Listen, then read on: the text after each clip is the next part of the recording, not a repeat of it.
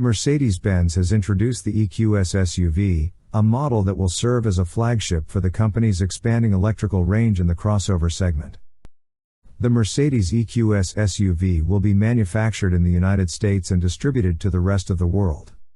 It is mounted on a modular EVA platform, which is also used for all EQS models.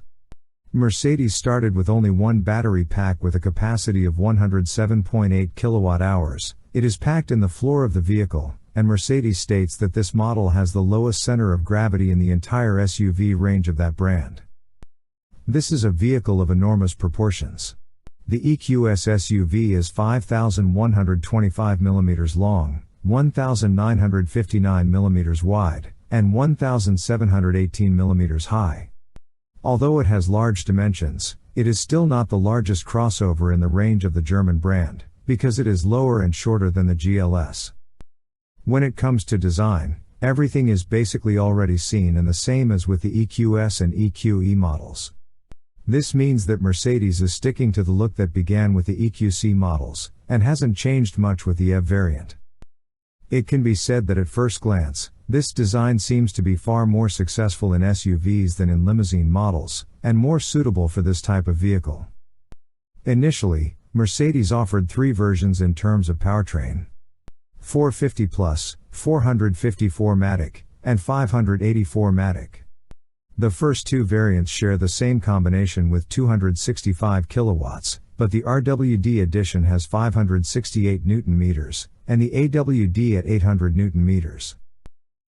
The most powerful EQS SUV is the 584 Matic, which delivers a whopping 400 kilowatts and 858 Nm. The Germans point out that it is possible to use a supercharger with a power of up to 200 kilowatts, which should enable charging the battery from 10% to 80% in 31 minutes. This new electric SUV from Mercedes-Benz is considered the company's pride, since it is packed with a variety of cutting-edge modern technological equipment. Essentially, they put absolutely everything they have in their arsenal into this model. It is interesting that this SUV, with the help of rear-wheel drive, has the ability to make a turning diameter of only 11 meters. That turning diameter is at the level of most C-segment vehicles. As for the interior of this electric SUV, all this has already been seen on the EQS, and Mercedes has essentially just copied the cabin. Centrally located is a huge hyperscreen panel.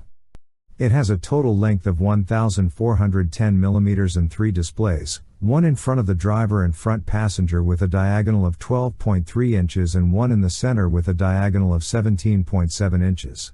Mercedes has made the EQS SUV available as a 7-seater, but in such a seating configuration, only 195 liters of usable trunk volume remain. The volume of the trunk varies depending on the setting and the second row of seats, so depending on their position, it is possible to have 645 to 880 liters available.